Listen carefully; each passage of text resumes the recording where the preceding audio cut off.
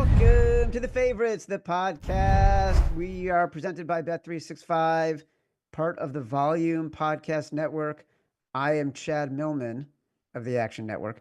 Today, I'm joined, as always, by my co-host, my companion, my compadre, my BFF professional bettor, Simon Hunter. Hello, Simon. Chad, how we doing?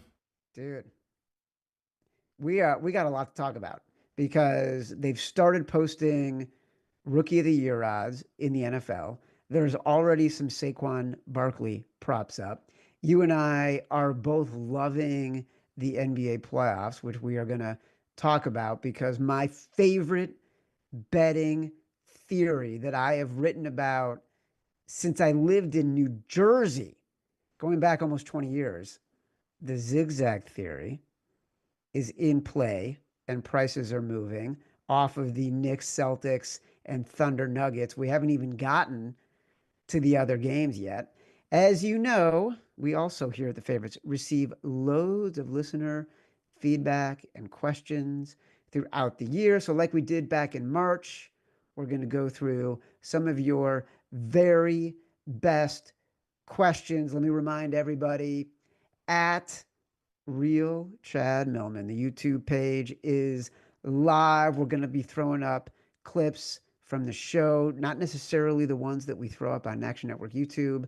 We're going to have opinions on breaking news. We're going to have stories from the book I'm reporting about old school gambling, new school gambling, all the good stuff from the betting world. Check it out. Subscribe, like at Real Chad Millman.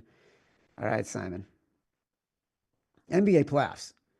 Zigzag theory is in full effect. There's so much to unpack from last night, the Celtics blowing a 20-point lead to the Knicks, the Nuggets coming from 11 down with 4 minutes left, last second shot by Aaron Gordon to beat the Thunder, the number one seeds in 3 of the 4 series now no longer have, or the top seeds in 3 of the 4 series, Celtics, Thunder, Cavs, all lost home court advantage.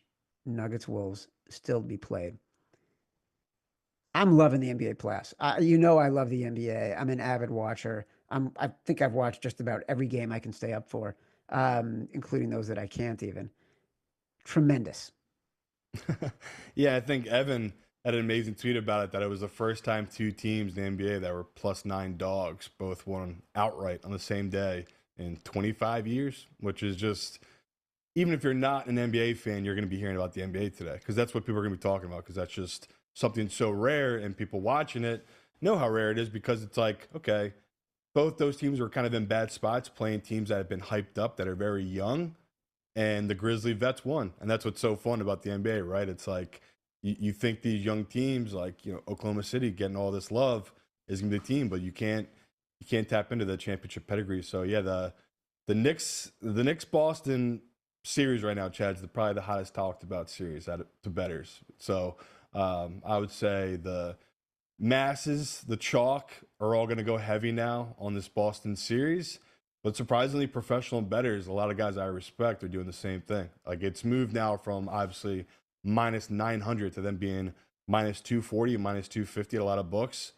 So I get why they're doing it. Like that's a lot of value to move off one game and a historically bad shooting night. So it pains me to root for Boston, but when there's money involved, Chad, we root for the money. So yeah, I'm going to take a position on Boston in the series price, but that's just following the smart money and the guys I respect. But deep down, I think we're all kind of rooting for this next team, right? This is a really fun story.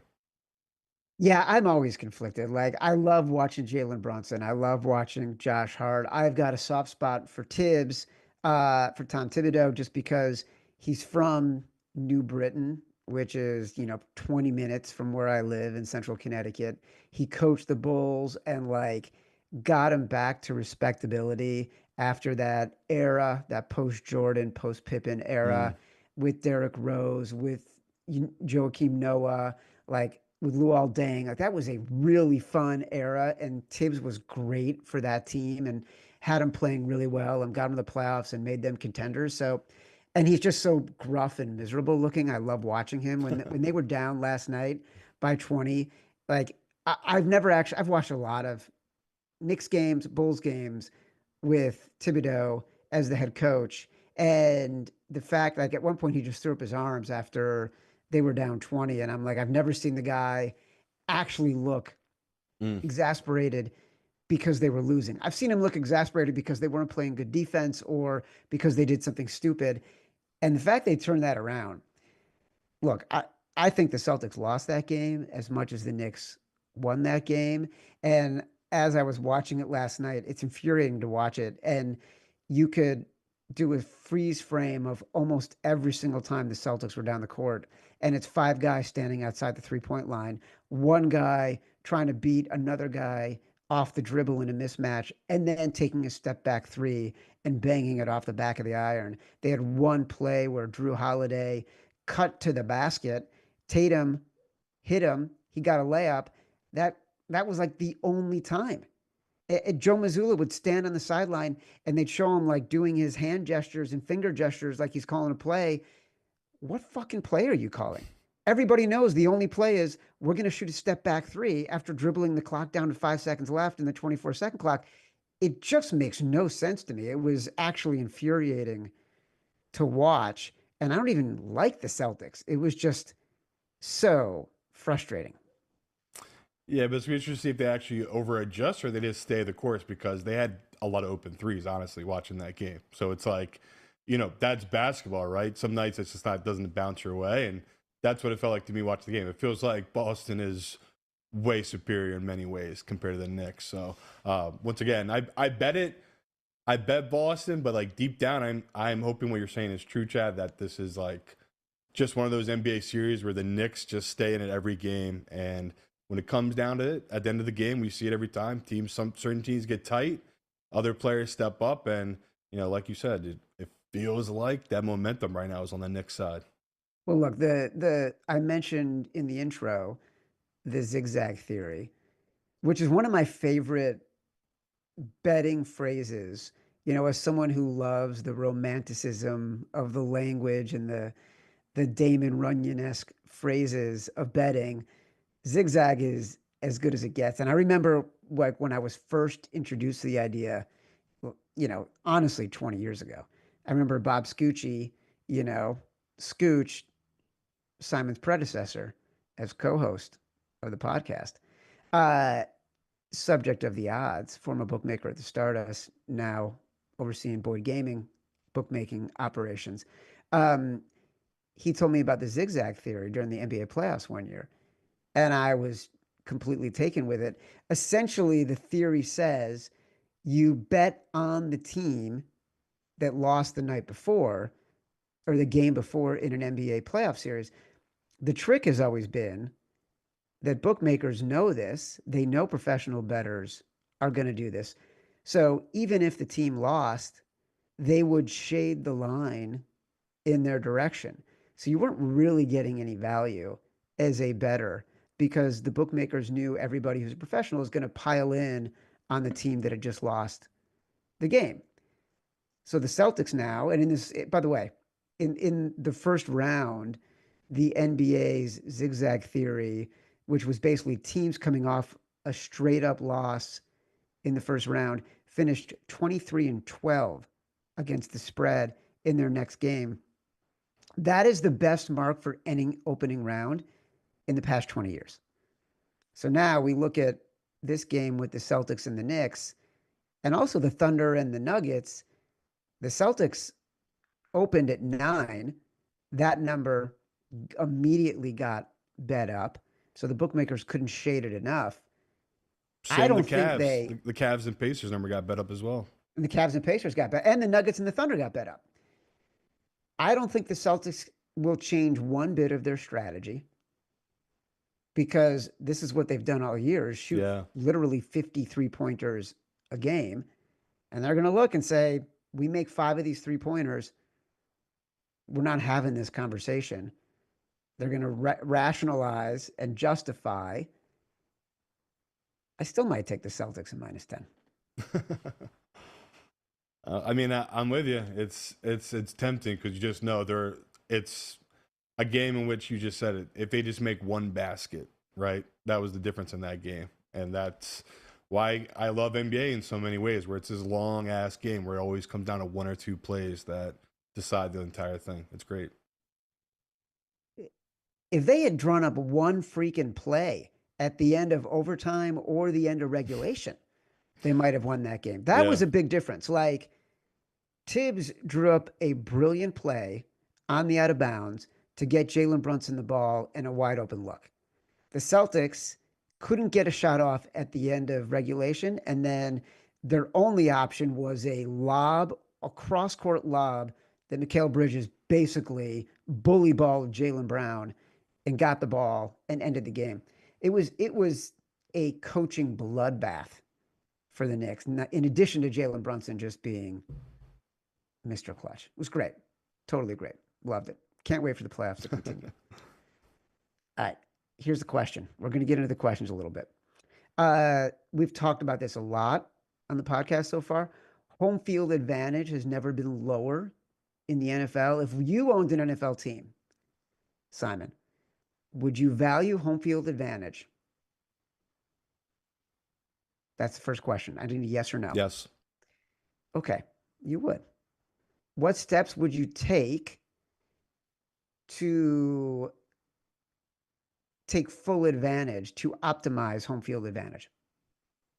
I mean, there's a lot of ways you can attack it, but the biggest one to me will always be attacking what the strength is of your home field with the players you're looking at and bringing in. And, you know, you can say what you want about why the Bills drafted Josh Allen from Wyoming, but a lot of the stuff you heard is he's big, like Ben Roethlisberger, had big hands. He was used to playing out in the elements like he did in college, did well playing out in those type of elements. And the Bills' mindset was, we're bringing him in here because he kind of fits what we need in the location we play at. Like, we need a guy who can throw through these strong winds late in the year, and holds onto the ball in bad element, bad weather, and is big and strong, just like Ben Roethlisberger was. So, it's certain teams attack it. Another one that jumps out to me will always be Drew Brees, bringing him down to the Saints in New Orleans. Like, he is the perfect type of quarterback to play indoors, right? Not the strongest arm. When there's no wind, no type of rain, anything like that, and he's indoors, he's perfect. Peyton Manning, think about those years with the Colts. It was perfect. Like, he hated playing outdoors, playing with the wet ball. So, I just think it's interesting. There's certain teams that do adjust to and attack it in different ways where, my view of it is I agree with that home field's dying in many ways. And there's certain teams, though, that it feels like it's not, right? I feel like the Eagles have an advantage at playing at home. I feel like the Lions had an advantage of playing at home. There's certain teams I do think that does matter to, where I think we both agree, right, Chad? The Rams and the Chargers, do they really have any type of home field? No. So I do agree with a lot of this stuff, that there's certain teams that, there is literally zero difference playing on the home or on the road for those teams. Well, look, I feel like there's strategic value that you're talking about. And that's, to me, what makes the real difference. The ability to control your crowd, to play to your advantage. The Saints did it with Drew Brees. Peyton Manning did it with the Colts. The stadium would be so quiet when they were on offense. You could hear in the press box Peyton Manning calling the plays, right? Because he understood and the crowd understood. Like, they were very knowledgeable football fans. They had been trained. And I think that you cannot intimidate football players with noise anymore. I would say, create the kind of environment that Steve Ballmer has created at the new stadium arena that the Clippers play at, because he's got all the fans that are basically standing the whole time. But that's real intimate, and you're in the player's grill while they're shooting free throws. I don't think you're going to be able to do that in a football environment if you turn it into something that is akin to soccer. You go to the stadiums in the EPL, and you've got the flags that unfurl that are going from top of the stadium to bottom of the stadium, and people are standing the whole time. You're never going to get Americans to do that, like stand the entire time. There's too much sitting, there's too much dead time. Like, there's not enough sort of discipline to get an entire stadium to do what they do in the EPL. But I also think football players just aren't going to be intimidated by that. Like it's just not part of the culture. They're not going to care. It's not going to matter. They're not. I mean, you hear more players get intimidated by the moment than more so than the stadium, right? They talk about that a lot, and yeah, like you know, I don't think anyone go when Dallas built that new stadium. I don't think anyone went down there when they were all struck, right? They weren't not playing well because they had a bigger screen in the middle of the field to look up at jumbotron. So I'm with you, Chad. It's times have changed though, but like I still do think there is advantages to certain teams where you know Buffalo built an indoor stadium. It just feels like it's sacrilege. Like I just thinking of the games we've had of them having these January games or these late December games up in Buffalo. My favorite game ever will always be that Patriots game where Belichick ran the ball 50 times. I think Mac Jones threw it twice, and it was just, yeah. I hope they're not building an indoor stadium, Matt. I hope you're right. It just seems like every day I hear different stories about what's going on in Buffalo, and it's just to me, Buffalo outdoors in the cold. I love everything about it. It's just one of my favorite football venues. That and you have the same thing with the Bears. Like the Yeah. Bears never having a guy throw for over 4,000 yards has a lot to do with their stadium and just the way the location of it is. Where they're a team that's never drafted that big arm quarterback. They've always just lended to we're a running back first organization. We've been that way for our whole history because where we play. So a lot of teams do lean into that what they've been historically. Yesterday I was procrastinating. And so I went on TikTok, which is what I like to do. And in my TikTok feed, maybe the longest TikTok I've ever seen was a rebroadcast basically of Pat Summerall and John Madden calling the first round playoff game, the first playoff game between the in 1985 season. So it was January of 1986 between the Bears and the Giants. Mm. And it was about 20 below at Soldier Field that day. I was at the game. It was like January 5th, 1986. And it was glorious how much fun it was. And like in the broadcast, Brent Musburger is opening it and talking about the weather and showing the scoreboard saying, don't let frostbite bite you. Go to these stations if you feel uncomfortable for relief. And I remember being bundled up. I remember like where I was sitting. I remember the plays that were happening in front of me. It was magical. Totally, totally magical. That's the advantage, like handling the elements. I don't think there's anything a crowd can do. I think it's about strategically drafting right. I think it's about how a quarterback can control the crowd. And I think it's about the elements. Those are the things. Those are the things I would try to build into home field advantage. Agree. All right. Offensive and defensive rookie of the year markets are up at FanDuel, at least. Um, I'm going to list a couple of them for you. Offense, Ashton Genty, plus 270. Cam Ward, plus 380. Travis Hunter, plus 750. I have an immediate opinion. Yeah, I've only made two bets. I immediately, you obviously know I love Cam like Ward. I'm all about Tennessee. I grabbed that one immediately. I just think he should be the odds-on favorite in my opinion. The next one might shock you a little bit. Hampton. I grabbed him for the Chargers. I love the spot, the opportunity, and the fact that it's never the one they everyone thinks is coming. Right? There's always Yep. sometimes the outside guy, and this feels like a nice spot for him and our run first type of offense that if he hits, this could be an absolute mega player for them going forward. Like he just seems like it's a hardball guy, and he's going to try to feed this running back. Even though I know they have other guys there, the fact they took him in the first round, that pick that they did, historically, guys taking the first round are usually the guy coming right out. So I like that. I like that value at 14-1. Yeah, I mean, look, it makes sense. It's what Harbaugh is trying to build in Los Angeles with that team. I saw this great clip the other day. I think it might have been on Rich Eisen's show. Harbaugh said he shot up in the middle of the night and said to himself, I've got to get Justin Herbert into the Hall of Fame. He said, if I get Justin Herbert into the Hall of Fame, then everything we were hoping to do, we did. If he's going to get into the Hall of Fame, he's probably got to win a couple of Super Bowls. If we're going to win Super Bowls, we've got to build a team like X, Y, and Z, right? And so he is thinking so big picture and so intensely about Justin Herbert. He's waking up in the middle of the night to get this guy into the Hall of Fame.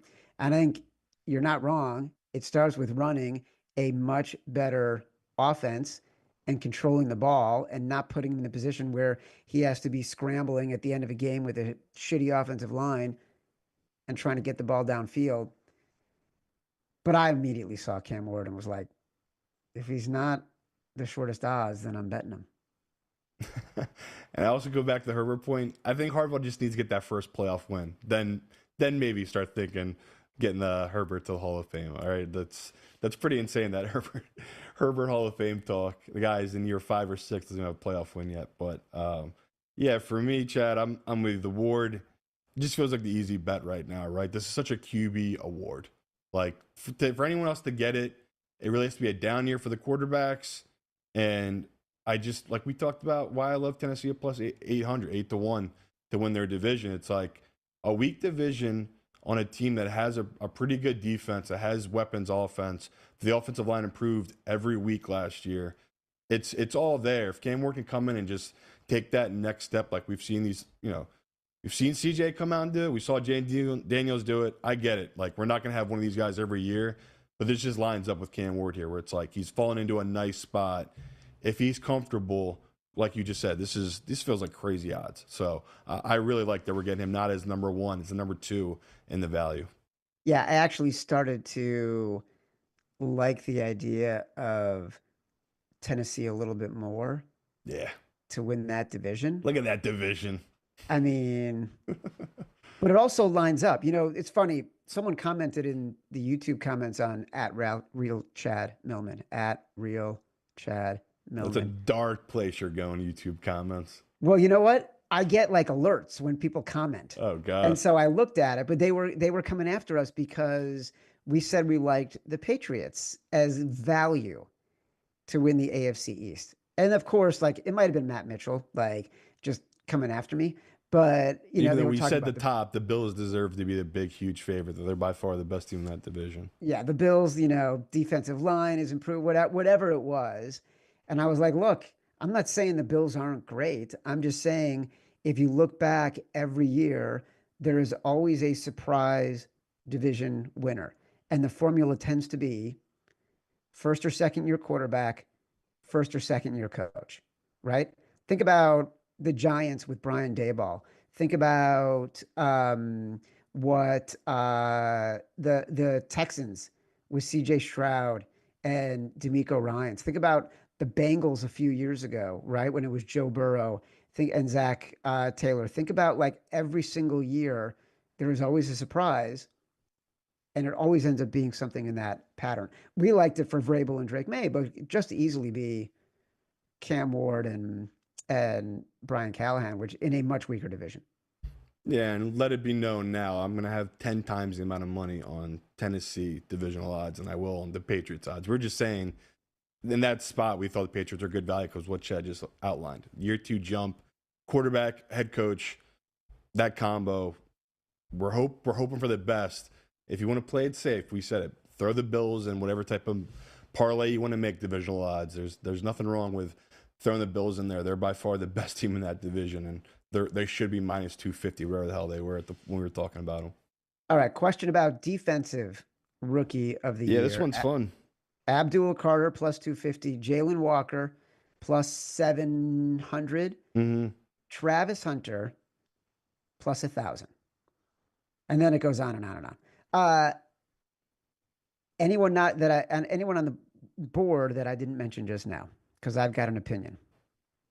I mean, I like Mike Green and Jahad Campbell could be guys that could be great. Like, Mike Green is someone that has a ton of talent, obviously a ton of baggage. You can Google it, look it up, why he did fall to the Ravens. We've seen the Ravens do this all the time, right? They take a guy who's got issues, tons of talent, straighten him out. He's going to fit right into that defense. He could be an absolute stud and a steal for that team. And same with Campbell, man. If this kid is legit playing the number 2 linebacker for the Eagles, or if he ends up being an edge, he could be a stud. But to me, Chad, just the value, how do you not take Walker? Like, this kid is an absolute stud on a defense that has 0 pass rush ability in Atlanta. They're one of the worst worst DN groups in all the NFL. They're instantly getting a guy who could have been a top 10 pick, ton of raw talent. If he goes in there and he's incredible, like I get why he's at number 2. Like him being the second odds-on favorite ahead of Travis Hunter, to me that's priced right by the sports books. But I think there's still value there. I have it closer to plus 500, plus 700, plus 750 at a couple different books. I'll take that value on Walker. Travis Hunter, 10-1. Dude, come on. Think about it. Think about it. Jalen Walker will have to be so brilliant. He'll need double-digit sacks, and he'll need to be in a position where that team is getting so much spotlight and playing in a marquee game at least once or twice, and his highlights are all over social media. He's in the right division for it, though. You'd agree, right? The Saints, the Panthers, and the Bucks. Well, what I would say about that is that he's not, because he's not a guy who automatically his team is going to be playing in primetime games. Right. So he's going to need a viral campaign where every week it's like when Micah Parsons was blowing up and you're like, oh my God, look at what this guy is doing. Oh my God, look at what this guy is doing. Travis Hunter, if he plays 25% of the time on defense, and let's say he gets 4 picks, all right, all of those are going to be all over social media. All of those are going to lead SportsCenter with Scott Van Pelt. All of those are going to be discussed. Everybody wants to see. It's a narrative award. Do not bet Travis Hunter for defense. He's Travis Hunter at 10-1. People are going to want that. There's no way. I just don't think he's going to play enough for you. I get what you're saying, but it's just I don't know. Like from your point of view though, this is going to probably be the most bet guy, and the fact that the books are just keeping him at plus 1,000 should scare you off.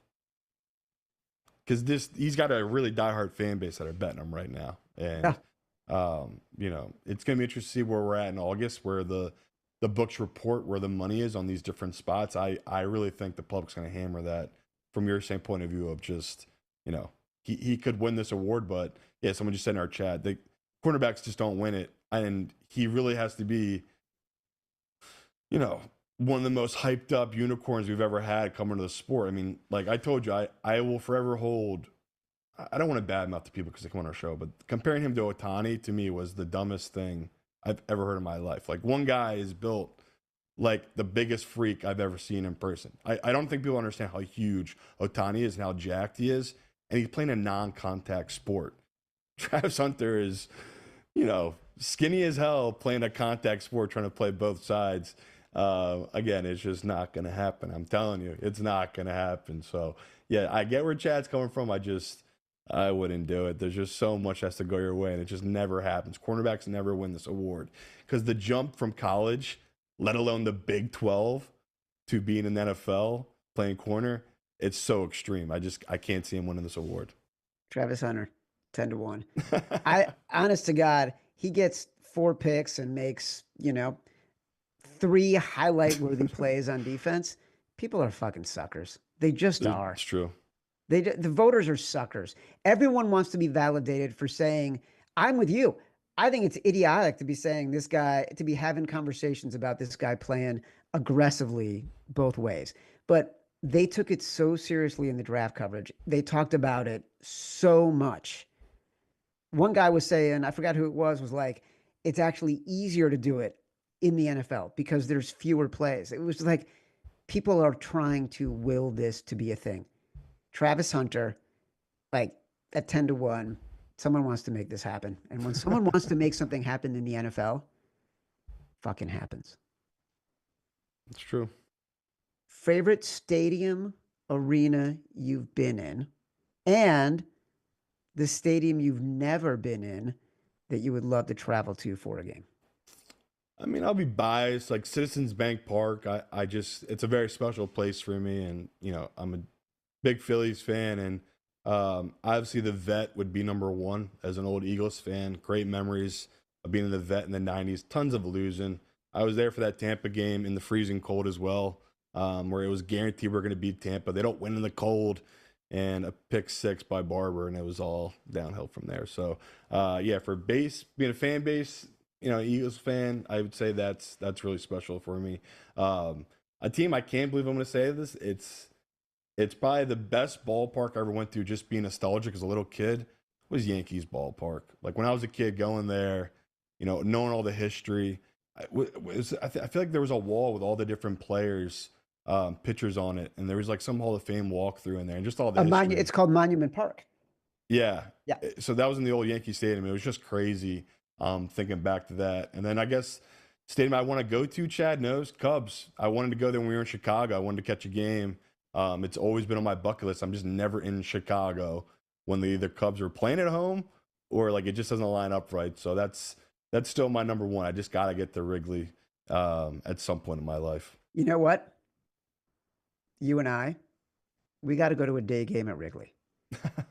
Seriously, because We'll this is do something another I live actually show want in to do for the Chicago. We'll book. make it work. The I'm going to write about this in the book, but the guy who invented the point spread lived in Chicago and spent so many days at Wrigley Field for day games, betting with his neighbors that he was sitting next to. Mm. And so, and now the Cubs, they've got a DraftKings sportsbook at Wrigley, and I want to go to the game and sit in the stands. You should come with me as a bettor. It would be really fun. Um, Wrigley, for sure. I feel like you can't answer this question without accounting for sort of the emotional elements. Yeah. So look, Wrigley in the World Series when they beat the Indians and it was they were down 3-2 uh and heading back to Cleveland, that's going to be as good as it gets, right? Being at Soldier Field for the playoffs for the 85 season for that Giants game and then the Rams, like that's brilliant. It's never going to be topped. Being at the old Chicago Stadium when Michael Jordan would have it rocking, of course, like other people might not feel that way, but I'm going to feel that way. I would say the best one I've ever been in, not emotionally connected, has to be Death Valley at LSU. Easily the most electric, exciting in stadium experience I've ever had. I will What say, was it? A night game? Who were they playing? 2012 night game, Saturday night against Alabama. I think Wow. Bama was one, LSU was five or something What was the like final that. score? 9-6. Those were like the 9-6, 12-10 years. Bama won like on the last drive of the game, a comeback. I had been there for ESPN the magazine. We used to do these issues called One Day, One Game, where we would cover the whole issue would be dedicated to everything it takes to pull off this huge event. So we were at the tailgate, we were in the locker room, we were in the Crimson Tide locker room when they're hanging up the uniforms. We've got a sort of photo booth set up with fans who come through. Actually, behind me on the wall, you can see like some of the pictures that we took from that. I'm right in front of it, but that one right there is from the very end of the game after LSU had lost. That was two fans just sitting there alone at the top of the stadium because they were so dejected. That was the last page of the magazine for that issue. Um, but geez, that was insane. Yeah, And the stadium sick. I'd want to go to, Wembley, for a football match. How do you not want to go to Wembley for a football match? That's pretty good. I mean, I've been to Manchester for a match. Like that was obviously life changing. But yeah, it's as an American, I tell anyone that ever asks me if you can get to a football match, any club really does not matter. Just get in there, get with the fans, have a couple drinks, and get singing. It really changes your perspective as an American fan going over to England, seeing a match. Uh, our listeners will like this one. What is one food you'd love to make your co-host eat? Are you ready? Do you want to know what mine is? Yeah. I think you'd love it. I'd like you to have cottage cheese, I'm already out. with, but I think What I was it can made in make some it. type of cottage? Why is it I called think I cottage can cheese? make it completely edible for you. Okay, it's cottage cheese, and there's like a brand called Good cottage cheese, and it's delicious. It's thicker, so it's Mm, not like runny like your 1970s cottage cheese that comes with peaches. You put some date caramel in there. You know what date caramel is? no. Oh my God, date caramel is the best. You take the dates, you take out the pits, you pour boiling water over the dates, you let them sit for 15 minutes. You take them out, you put them in a blender, you put in Oh half man. a can of coconut milk, a little cinnamon, a little vanilla. You blend it, and you've got like this creamy, delicious, healthy sweetener. You put a spoonful of date caramel in there, and you take some roasted nuts, and then you put like an apple or some blueberries or raspberries, any kind of fruit you like, and you mix it up. Simon, it's it's freaking heaven. It's so good, and it's a very healthy breakfast. All right, so I'm gonna go the complete opposite way. I was trying to think what, like, I have a couple different foods that are my go-tos. As a guy who's a bigger guy, we have, every bigger guy is sad food. Food we go to when we're sad. So whenever we have a bad losing day on this show, especially when we do our Sunday night shows, as soon as I hop on here, this is seriously the low of lows. I'll DoorDash from Cinnabon, and I will get a Cinnabon, and that's what I would love to see Chad eat: an 800,000 calorie Cinnabon with just pure sugar, nothing healthy in it, just cooked by some 17-year-old in some mall somewhere. That's just terrible. I would love to see you eat a Cinnabon, which I absolutely love. By the way, you know what's crazy? You just mentioned it was your sad food. It was my sad and lonely food too, back in the day. So when I was writing the odds, which was the best-selling book I did about sports betting, in the early 2000s, I would be in Vegas for multiple days on end, and then I'd take a red eye back from Vegas to New York. Usually on Sunday nights I'd like go straight from the sports book to the airport, and I'd hop on the plane. But it would be getting late, and there weren't a lot of things that were open then. And so the saddest food you could have is the Cinnabon on the way to your gate, just getting through security at McCarran Airport. And I would sit there in the under the fluorescent lights 2 hours before my plane left because I like was stuck in no man's land, and it's a red eye. And I'm having this Cinnabon, and it's just filling me up and making me sick. And then I got to go take out my contacts and walk onto the plane blind. And I got to try to fall asleep. And the next day I got to go to work. I'd land and have to go right to work, take a bus from freaking Newark Airport into the city. That was my saddest meal. So you're right. I'm with you. I was gonna say, you've never hit rock bottom until you're trying to eat a cinnamon bun. Your plastic fork just snaps in half because it's such an old cinnamon It's bun. So so it's just been true. cooked in the heater for 3 days. Why can't they just make the fork stronger at the Cinnabon? I don't know. It's so true. All right, there are some season-long Saquon Barkley markets available. Uh, Simon, specifically you, any thoughts on any markets that are available? Can he break the season rushing record? Anything that you want to take a look at? Yeah, like again, this is my job. People, as a fan, obviously, I want Saquon to have great things happen to him. He crossed the most dangerous number in all football, Chad. He crossed the 2K number, and we have historical data to back it up. Where it's never good. And my mindset of it is this guy's the freak of freaks. He left some yards on the field that he could have easily got way more yards than he even did, and he's only going to get better year two behind this offensive line, and it should be great, but we've seen the numbers. Like, if you want to bet against it, you're going to make money long term betting against the player after rushing for 2K. So, my mentality of it, I mean, it sucks to be negative, is I'll take all of his unders. It's just the way you have to do it. It's all of it's going to be peak value at this point. It's going to be an easy bet for most public bettors, but I would say just viewing it from far away, it's just going to be a number bumped up too much to ever have value on it. So yeah, I hate to be the negative one, but I'm down, obviously, on Saquon coming to this upcoming season. Breaking news. Sovereignty, winner of the Kentucky Derby, will not be running in the Preakness. I don't have any other information.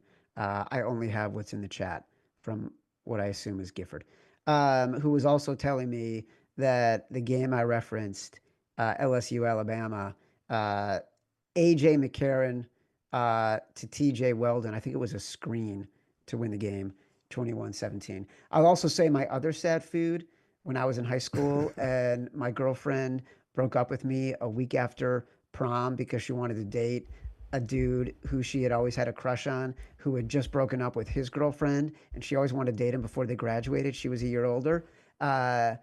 Little frozen Sara Lee cheesecakes. And I was eating them on top of my covers on a trundle bed in my tidy whities watching Saturday Night Live when my parents came home from being out and my dad walked into my room and saw me and looked at me and said, "She dumped you, huh?" I said, "Yeah." He said, well, that looks like it hurts. And then he left. God, I wish Barry was my dad.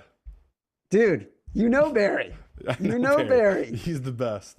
Oh my God. Barry also in that room stayed with me all night after I was puking while drinking Jack Daniels to celebrate getting into Tulane University, and then made me get up at 6 a.m.